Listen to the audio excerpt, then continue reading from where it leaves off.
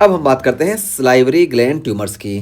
तो देखिए salivary gland tumours ये क्या होते हैं, usually benign and most commonly affect the parotid gland. ठीक है, तो सलाइवरी ग्लैंड ट्यूमर्स जो होंगे ये यूजुअली बिनाइन होंगे, तो मोस्ट कॉमनली ये बिनाइन होते हैं। और यहाँ पे हमारा जो मोस्ट कॉमनली अफेक्ट होती है ना, ये हमारी पैरोटिड ग्लैंड इफेक्ट होती है। और देखिए सलाइवरी ग्लैंड ट्यूमर की बात हम बताएं कि यहाँ पे सलाइवरी ग्लैंड जो जितनी छोटी होगी ना वो उतनी ही खोटी होगी। ठीक है, जो जितनी छोटी हुई उतनी ही खोटी होगी।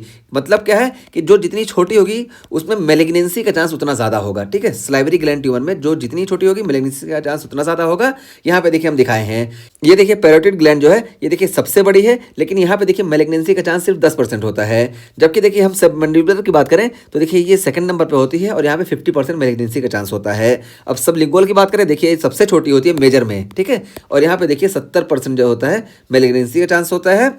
और ये माइनर सलाइवरी ग्लैंड की हम बात करें, देखिए एक सबसे छोटी है और सबसे खोटी, 90% इसमें चांस होता है कि ये मैलिग्नेंट हो जाए।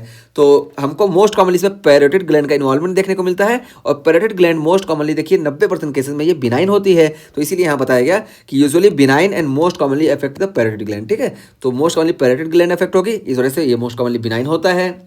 और उसके बाद फिर देखिए बताया गया कि submandibular, sublingual and minor salivary gland tumour are more likely to be malignant. ठीक, तो देखिए यहाँ पे बता दिया गया कि ये सब मैंडिबुलर, सब लिंगुअल और माइनर सलाइवरी ग्लैंड यहाँ पे हमको मैलिग्नेंसी का चांस ज़्यादा देखने को मिलता है। इसमें देखिए 50%, 70%, 90%, इस तरह से इसमें हमको मैलिग्नेंसी का चांस देखने को मिला। इसी को हम शुरू में बताया जो जितना छोटा उतना ही खोटा।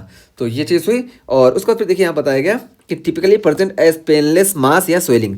तो ये टिपिकली इसका प्रेजेंटेशन क्या होगा कि पेनलेस मास होगा या पेनलेस स्वेलिंग होगी, तो ये चीज़ देखने को मिलेगी। और यहाँ पे देखिए हमको फेशियल नर्व की पैरालिसिस देखने को मिलेगी या पेन देखने को मिलेगा। ठीक है, तो फेशियल पैरालिसिस और पेन सजेस्ट मैलिग्नेंट इन्वॉल्वमेंट। तो अगर फेशियल पैरालिसिस या पेन देखने को मिल रहा है तो इससे ये पता चलेगा कि यहाँ पे मैलिग्नेंट इन्वॉल्वमेंट हो सकता है। तो ये हमारे सलाइवरी ग्लैंड ट्यूमर की बात की गई कि सलाइवरी ग्लैंड ट्यूमर में जो जितना छोटा उतना खोटा होगा, यानी माइनर सलाइवरी ग्लैंड में सबसे ज़्यादा मैलिग्नेंसी का चांस होगा। और सबसे बड़ी सलाइवरी ग्लैंड पैरोटिड ग्लैंड होती है और इस वजह से इसमें सबसे कम मैलिग्नेंसी का चांस होता है। ये ज़्यादा बिनाइन होती हैं और सबसे ज़्यादा यही इफेक्ट होती हैं। इसी वजह से ओवरऑल हम बात करते हैं कि सलाइवरी ग्लैंड ट्यूमर जो होते हैं ये यूजुअली बिनाइन ही होते हैं। और यहाँ पे हमको पेनलेस मास या पेनलेस स्वेलिंग देखने को मिलती है, लेकिन अगर यहाँ पे हमको पेन देखने को मिल रहा है तो हमको समझ में आना चाहिए कि मैलिग्नेंट इन्वॉल्वमेंट हो सकता है। और आइए अब हम बात करते हैं पिलियोमॉर्फिक एडिनोमा की। तो देखिए पिलियोमॉर्फिक एडिनोमा क्या होता है कि बिनाइन मिक्स ट्यूमर होता है। तो ये बिनाइन मिक्स ट्यूमर होगा और इसमें हमको स्लो ग्रोइंग पैरोटिड स्वेलिंग देखने को मिलती है। तो ये हो गया हमारा पिलियोमॉर्फिक एडिनोमा। और ये देखिए मोर कॉमन फीमेल में देखने को मिलता है। और क्या है कि most common salivary gland tumour, तो जितनी भी सलाइवरी ग्लैंड की ट्यूमर है उसमें मोस्ट कॉमनली हमको पिलियोमॉर्फिक एडिनोमा देखने को मिलता है। ये देखिए यहाँ पे दिखाया गया पिलियोमॉर्फिक एडिनोमा। ठीक, तो ये हो गया हमारा पिलियोमॉर्फिक एडिनोमा। और इसमें हमको देखने को क्या मिलता है, तो देखिए कॉन्ड्रोमिक्सॉइड स्ट्रोमा एंड एपिथेलियम। तो यहाँ पे एपिथेलियम प्रेजेंट होगा और कॉन्ड्रोमिक्सॉइड स्ट्रोमा प्रेजेंट होगा एंड रिकर्स इफ इनकम्प्लीटली एक्साइज्ड और रेप्चर्ड इंट्रा ऑपरेटिवली। तो देखिए और क्या बताया गया कि अगर इसको इनकम्प्लीटली एक्साइज कर रहे हैं या इंट्रा ऑपरेटिवली ये रेप्चर हो जा रहा है तो यहाँ पे रिकरेंस का चांस बहुत ज़्यादा होता है। ठीक है, तो ये हो गया हमारा पिलियोमॉर्फिक एडिनोमा। और इसमें देखिए में अंडरगो मैलिग्नेंट ट्रांसफॉर्मेशन। तो ये जो होता है बिनाइन होता है लेकिन इसमें मैलिग्नेंट ट्रांसफॉर्मेशन देखने को मिल सकता है। और उसके अलावा देखिए यहाँ पे क्या है कि प्लेग 1 जीन का म्यूटेशन देखने को मिलता है और यहाँ पे हमको finger like projection on biopsy देखने को मिलेगी। और इन्वेस्टिगेशन ऑफ चॉइस की हम बात करें तो देखिए FNAC। तो इन्वेस्टिगेशन ऑफ चॉइस हम बात करें ना, जितने भी सलाइवरी ग्लैंड के ट्यूमर्स हैं सब में इन्वेस्टिगेशन ऑफ चॉइस हमारा FNAC ही होगा। ठीक, जितने भी हैं सब में FNAC होगा।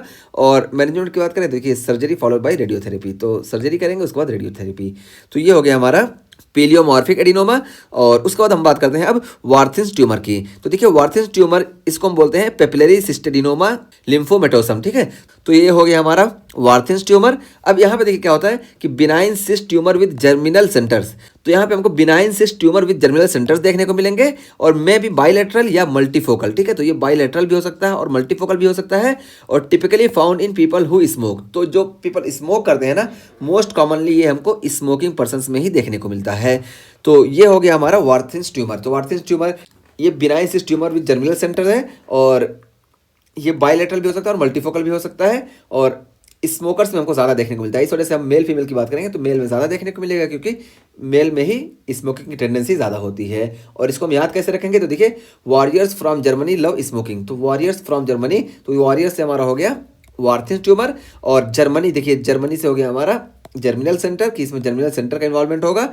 और स्मोकिंग से देखिए कि ये स्मोक वाले पीपल में ज़्यादा कॉमन होता है। जब स्मोक पता चल गया तो पता चला कि ये मेल में ज़्यादा कॉमन होगा और ये 5 to 7 decade of the life में मोर कॉमनली देखने को मिलता है। तो अब हम लास्ट में बात करते हैं म्यूको एपिडर्माइड कार्सिनोमा की। तो देखिए mucoepidermoid carcinoma most common malignant tumour. तो मोस्ट कॉमन मेलिग्नेंट ट्यूमर जो है ये म्यूको एपिडर्माइड कार्सिनोमा है, ठीक। तो मोस्ट कॉमन मेलिग्नेंट ट्यूमर ये सलाइवरी ग्लैंड की बात की जा रही है, ठीक।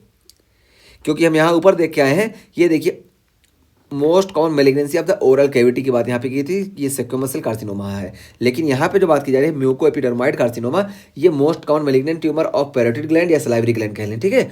तो ओरल कैविटी की नहीं बात की जा रही है पूरे, यहाँ पे सिर्फ पैरोटिड ग्लैंड या सलाइवरी ग्लैंड की बात की जा रही है। और म्यूसिनियस एंड सेक्वेमस कंपोनेंट, यहाँ पे हमको म्यूसिनियस और सेक्वेमस कंपोनेंट देखने को मिलेगा।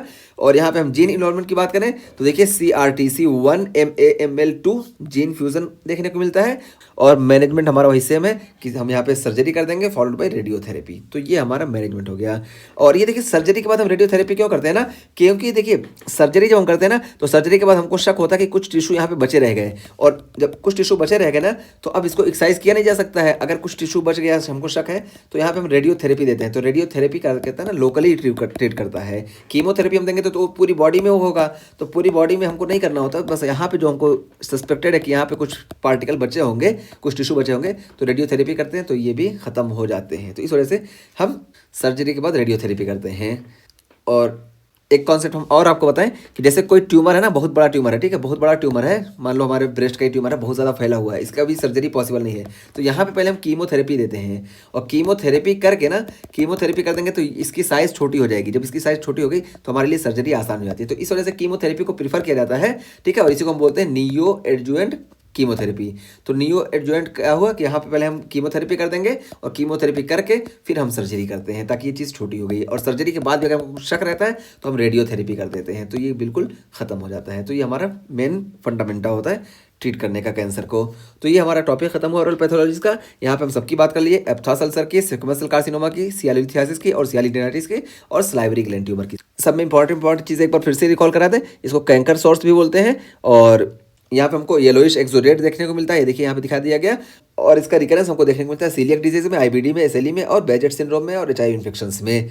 और स्क्वैमस सेल कार्सिनोमा की बात करें तो ये most common malignancy of the oral cavity. तो ओरल कैविटी की मोस्ट कॉमन मेलिग्नेंसी यही है।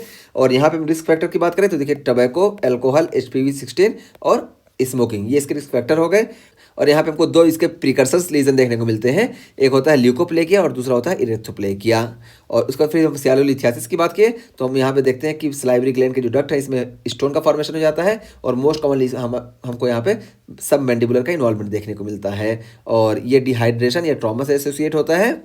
और यहाँ पे हमको एक बहुत ही इंपॉर्टेंट फिनोमिनन देखने को मिलता है जिसको हम बोलते हैं मील टाइम सिंड्रोम। ये क्या होता है कि खाने के टाइम या खाने से जस्ट पहले जब खाने के बारे में सोचेंगे तो हमको पेन और स्वेलिंग देखने को मिलेगी, ठीक है। तो इसको हम बोलते हैं मील टाइम सिंड्रोम। और सियालिडेनाइटिस की बात की कि हमको इन्फ्लामेशन देखने को मिलती है सलाइवरी ग्लैंड में, और ये ऑब्स्ट्रक्शन की वजह से देखने को मिल सकती है, इन्फेक्शन की वजह से देखने को मिल सकती है या इम्यून मीडिएटेड हो सकती है। और सबका एग्जांपल हम बता दिए। और फिर सलाइवरी ग्लैंड ट्यूमर की बात की तो बताया कि ये यूजुअली बिनाइन होता है और most commonly parotid gland involve होती है। और यहाँ पे जो जितना छोटा होता है उतना खोटा होता है। तो पता चला सबसे ज़्यादा मैलिग्नेंसी का चांस हमारी माइनर सलाइवरी ग्लैंड में होगा, उससे कम सबलिंगुअल में होगा और उससे कम हमारे सब मैंडिबुलर में होगा। और पैरेटिड में बहुत कम 10% खाली चांस रहता है, 90% चांस रहता है कि ये बिनाइन हो। और उसके बाद फिर हम पिलियोमॉर्फिक एडिनोमा की बात किए कि ये बिनाइन मिक्स ट्यूमर होता है लेकिन इसमें मैलिग्नेंसी में ट्रांसफॉर्मेशन होने की कैपेसिटी होती है। और उसको फिर हम बात की कि वार्थिन्स ट्यूमर क्या होता है। तो वार्थिन्स ट्यूमर हम बताएं कि यहाँ पे हमको बिनाइन सिस्टिक ट्यूमर देखने को मिलता है और जर्मिनल सेंटर इन्वॉल्व होता है यहाँ पे। और ये warriors from Germany love smoking, इससे हम इसको याद रखेंगे कि स्मोकिंग पर्सन में कॉमन है। और लास्ट में हम बात की म्यूको एपिडर्माइड कार्सिनोमा। तो देखिए म्यूको एपिडर्माइड कार्सिनोमा ये most common malignant tumour of the salivary gland या most common malignant tumour of the parotid gland ये है, ठीक। और यहाँ पे हमको म्यूसिनियस या सेक्वेमस कंपोनेंट देखने को मिलते हैं। और अच्छा ये देखिए ये हमने दिखाए थे यहाँ पे। देखिए जब हम बात की सियालोलिथियासिस की तो देखिए सियालोलिथियासिस की वजह से यहाँ पे देखिए ब्लॉकेज देखने को मिला। और जब ब्लॉकेज देखने को मिलेगा तो यहाँ पे हमको पेनफुल स्वेलिंग देखने को मिलेगी, ठीक है। तो ये हो गया हमारा सियालोलिथियासिस। तो देखिए सियालोलिथियासिस ये हो गया और यहाँ पे हमको मील टाइम सिंड्रोम देखने को मिला।